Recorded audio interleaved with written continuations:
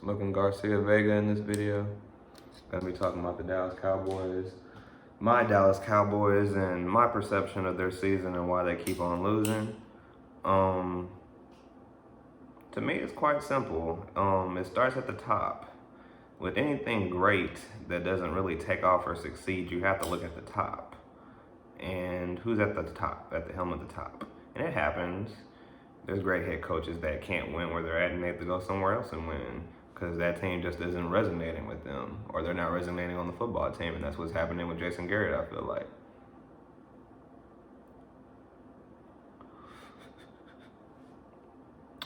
I like Garrett, but he's Coach Clapp. He's just Coach Clapp. There's no sense of urgency out of him. He doesn't have that Jimmy Johnson aspect or feel for football, I feel like, to where he instills fear in his players, to where they feel like they must win every single game, to where if they don't win, that their careers are possibly in the line of fire, basically. Rod Marinelli, he's a great defensive mind and things of that nature, and he turned Dallas's defense into a respectable defense. At first, we were the laughing stock of the league, and then he started running that Tampa 2 around the time Dak and Zeke start coming in and playing for us and start doing good for us, their rookie seasons in particularly. And they get off to hot starts and score and get points for us, and then our defense just had to basically sit back and play coverage. And it was a bend but don't break defense. Now, we have Chris Richard managing the secondary, calling the coverages, which indirectly makes him the defensive coordinator. I said that last year. Anytime a coach is calling coverages, he's basically the defensive coordinator, because if you're calling coverages, you get to decide when the box is loaded and when the box isn't loaded. So I believe that was Jerry Jones and Stephen Jones' way of basically forcing Marinelli to give up his defensive coordinator position. Indirectly, I should say, having to hire a passing game coordinator or a coverage coordinator, I should say. But now Marinelli, he's just managing the front seven.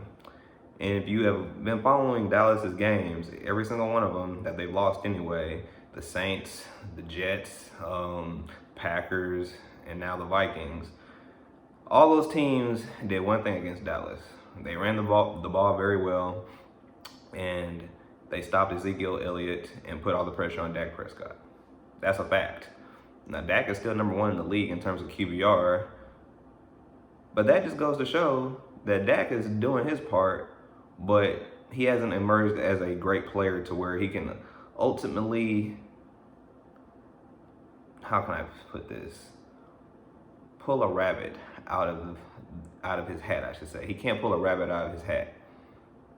He's not a Tom Brady yet. He's not quite a Russell Wilson yet.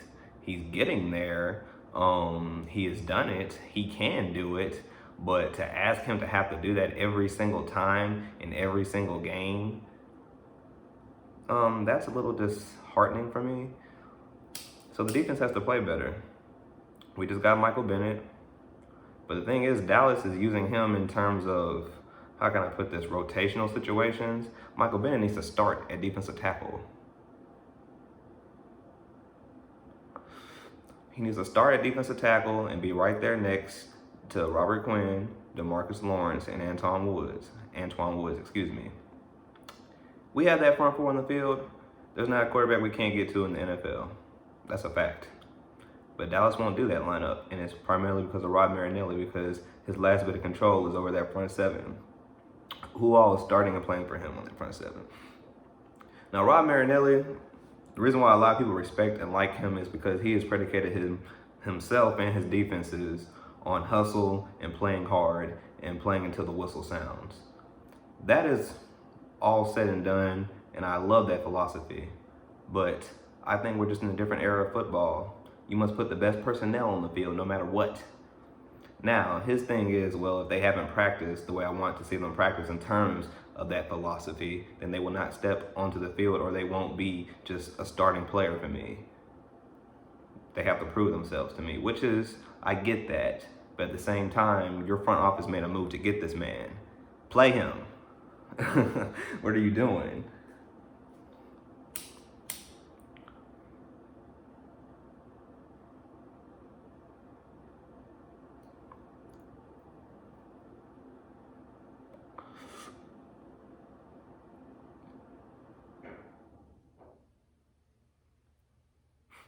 And Garrett, Jason Garrett, he's over the years, he's made too many coaching errors to me. And all he's supposed to do is manage the football game. Think about what the head coach is supposed to do, especially if you're not calling plays defensively or offensively. What else are you doing? And I'm meaning this in regards to the way Dallas lost to the Vikings. How can Tavon Austin not know if there's nothing but green grass in front of him to just get a fair catch? Tavon Austin gets that ball, he might return that football with his skill set. But Garrett, after the game, comes out and says, well, maybe I didn't communicate to Tavon on what to do properly. What else are you doing?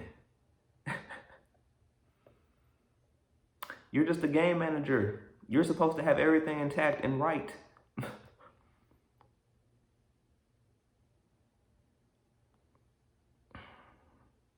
Blows my mind, really.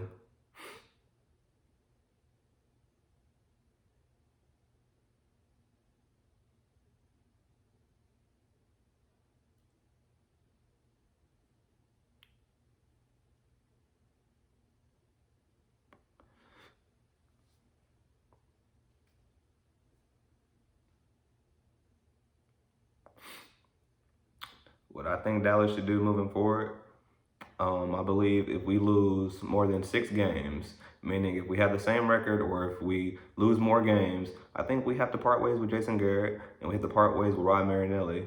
But if you ask me what we can do right now to fix the situation, if Garrett truly wants to keep his position as the head coach, fire Marinelli and let Rashard run that defense.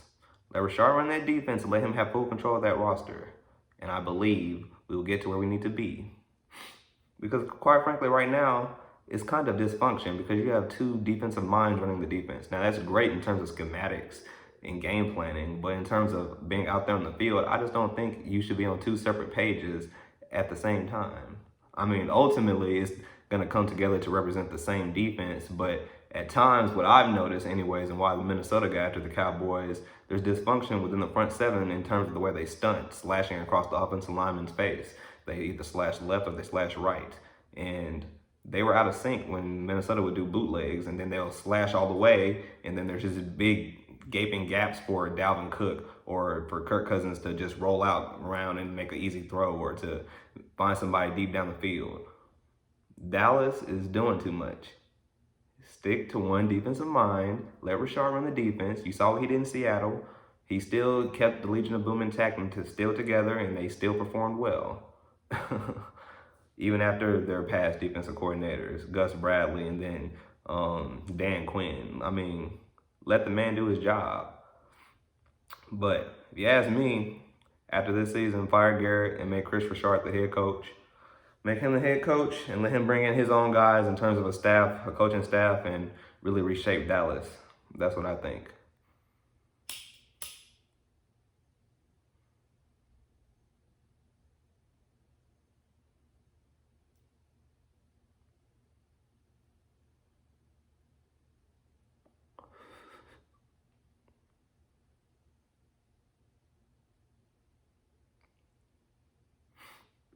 But going in against Detroit, against the Lions, Dallas should win that football game. We have a better roster. We have one of the best rosters in the league, which is why pundits keep saying why we're Super Bowl favorites. Everyone keeps wondering why we're talked about Super Bowl favorites. Our roster is a Super Bowl roster.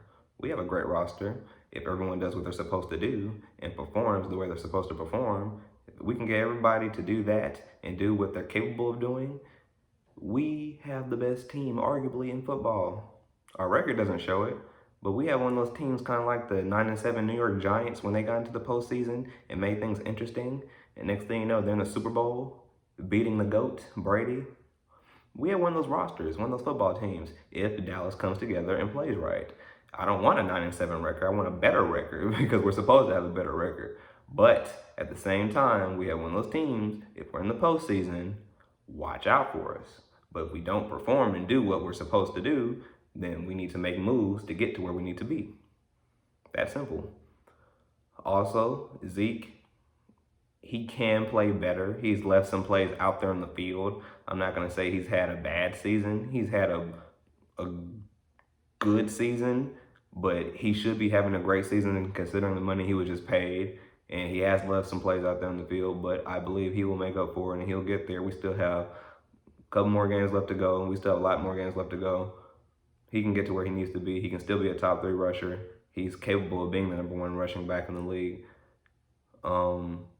He's had somewhat of a setback in terms of leaving some plays out there in the field, but he can get to where he needs to be. He's a workhorse. That's what we drafted him for.